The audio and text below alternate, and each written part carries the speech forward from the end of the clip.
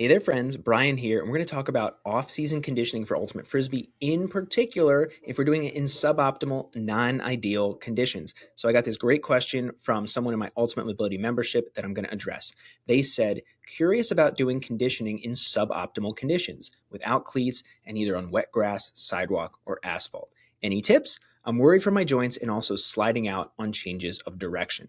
This is an awesome question. So many ultimate frisbee athletes deal with this because in the off season, it's typically wintertime, and a lot of us are not in a place in the world where we have great weather year round. So the biggest thing in the off season is we don't want to injure ourselves. We don't want to make things worse. So we want to be very careful if we're not in ideal situations. Now, the number one thing I recommend, there's a 1B, but 1A, extensive warm-ups. So we want to make sure that we're starting slow and easy and building up. We're taking extra time with our warm-up. I recommend this anyway. It's a huge opportunity to feel better and perform better for ultimate players, but it's especially important when we're on a harder surface or we're not sure of our footing. We want to make sure that our joints and our connective tissue, our tendons, our muscles are warmed up and ready for a little bit higher impact potentially. And in case we slip out, if we're a little more warmed up, we're less likely to injure ourselves. So much better for the joints and tendons. This also allows us time to assess our body readiness for the day. So any given day, we might feel amazing, we might feel less than amazing, right? And that holds true for regardless of the conditions. But our margin for error is a little lower with less than ideal conditions. So we want to make extra sure that we are feeling ready for whatever intensity we're going to throw at ourselves. So you might decide with a thorough warm-up, hey, you know what? Given the conditions, given that it's cold and wet, I'm not going to push as hard today. I'm just not quite feeling it, and it's not worth the risk. Or maybe you feel great and you feel like you're ready to push a little harder. So that's a big benefit of extensive warm-ups. We can assess our readiness a little better. Another big recommendation I make regarding warm-ups is to consider starting indoors. This has been a huge game changer for me, especially on really frigid days. If you start and you just layer up and then do a 5 to 10 minute warm-up inside, you don't have to move a ton. You can do jumping jacks, high knees, a little mobility work. You can do squats, push-ups. Just get your body warm and ready and then go outside. It'll be much easier to maintain the body heat that you've got, and it'll reduce some of the time you need to spend outside on a harder surface or with questionable footing. So that can be a huge game changer. So that's 1A, extensive warm-ups. 1B, footwear. Okay, so this is a huge one. This is not related to the training itself, but you want to make sure if you can't be in cleats, use shoes that are in good condition and plenty grippy. I know sometimes shoes can be expensive, but it is worth it to avoid an injury or surgery or whatever else. And you can't avoid pain and injury, completely, but we can definitely make our chances better at staying healthy by using good shoes that are in good condition and grippy. So use whatever shoes work best for you and that you feel confident and comfortable in, but make sure you give that some attention and just go out in anything. And along with that, when you get outside and you start doing your warm-ups, a benefit of starting slow and building up easy is you can also assess what your footing is like in the current conditions. Are you able to plant without sliding out? What kind of traction are you getting? And that'll also help instruct what you do in the more intense portion of your conditioning or speed session.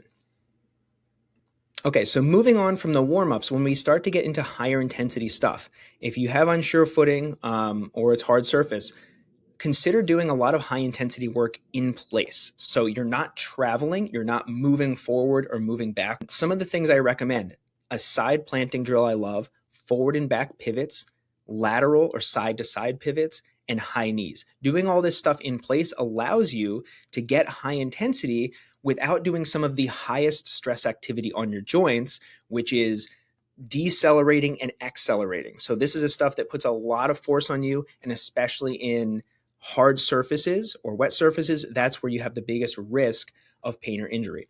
So a side planting drill, those of you watching the video, you'll be able to see this. You're an athletic, and then you're jabbing to the side, one side, then the other side. So you're just going side to side, almost like you're cutting, and you can gradually build up the intensity. So this is really nice I love this as a prep for cutting. But you can use it and do sets of 15 to 30 seconds as a conditioning drill. And you can play around with your work to rest intervals depending on how much you want to push power versus just straight up fatigue. Forward and back pivots is another good one. So if you kind of stay low and you step forward, step back, where one foot is holding that pivot point and you're just going forward, back, and you can gradually build up like a forward and backward lunge, increasing the speed if you have the traction for it. Another one is lateral pivots where it's very similar, but you were going side to side. So you're kind of crossover step and then a side lunge, and you can gradually build up the intensity there. And then I mentioned high knees. You can just do high knees in place and go nice and fast, rhythmic, get the arms driving. So all of these things, you could do a circuit with this. You could play around with how intense it is and how long you do it and how long the rest is. So that's going to depend on whether you want to work more on speed and power or more on conditioning. It's not going to be perfect compared to like just getting out and doing a solid field session that's very ultimate specific, but it's a great way to get a conditioning or power effect with pretty minimal risk, because you're not going to slide out, you're not running, and you're not shuffling, you're not changing the position that your body is in. Okay, so great place to start with that in-place stuff. Now, if you move on and you do want to do some running, one of the things I recommend is walk-run intervals. So you would run 30 seconds, 60 seconds, whatever it might be, and then you just walk in between. Now, when you do this, what I recommend is build up your speed and slow down your speed gradually. We do not want quick accelerations or quick decelerations, because A, you're more likely to slide out, and B, it's just going to be a little more stress on your joints, especially the deceleration. So we just want to reduce the likelihood of things going wrong. Now, depending on the first couple reps, if you're feeling good and you're like, I have great traction, my body feels awesome, cool. You can maybe push that speed a little bit, and you can decide, maybe instead of doing 60 seconds at moderate intensity, I'm doing 20 seconds fast, and then I'm taking more rest. So you can adjust this depending on the conditions and depending what you find, but start conservatively, build up slow, and slow down gradually as well. So we want everything in general with your running to be less abrupt. Okay. So again, this is not perfect, but you're getting a conditioning effect and you're staying safe. That's the key. So in general, you're going to have probably less speed and power and more volume to push your fatigue. So if you're on the field, maybe you're doing shuttle runs, maximum intensity, maximum speed that you can sustain, and you're not doing as many reps. If you're out on asphalt or something, or it's wet, you might not be able to push the speed as much or push the change of direction as much. So maybe you're running for longer with a little less rest. So you can play around with that. Another thing I really like is hills.